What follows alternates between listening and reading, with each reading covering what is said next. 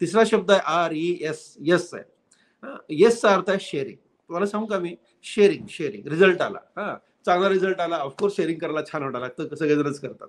पण समजा रिझल्ट वाईट आला, जास्त शेअरिंग करायचं. काय फरक पडतो? आणि हो यार, जास्त शेअरिंग करायचं. काय फरक पडतो? म्हणजे असं सांगा ना, की हो मी प्रयत्न केले होते, केले होते. बघा कधी-कधी असं घडतं.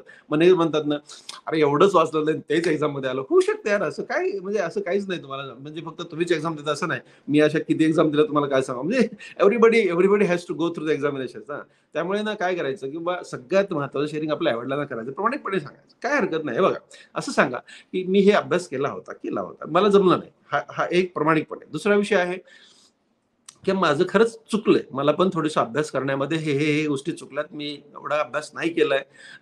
माझी कंपनी चांगली नव्हती म्हणा किंवा मी स्वतः अभ्यास नाही केला म्हणा. जे प्रामाणिकपणे जे खरं-खरं आहे ना, ते आपल्या आई शेअर करा.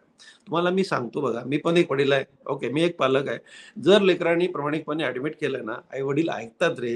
आई-वडिलांना पण तुमच्याविषयी फक्त चांगलंच पाहिजे. आई-वडिलांना काय करायचं तुम्हाला काय शिक्षा द्यायची आहे? त्यांना त्यांना तुमच्याकडनं काय अपेक्षा आहे?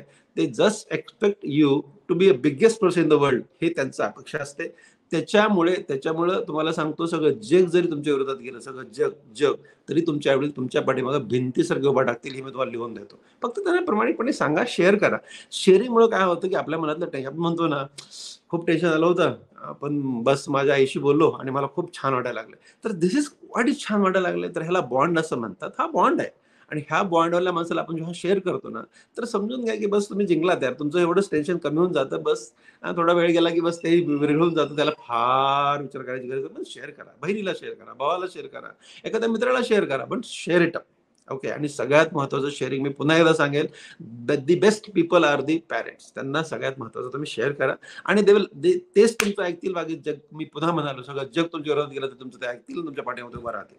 त्यामुळे शेअरिंग हा रिझल्ट मधला खूप महत्त्वाचा शब्द आहे.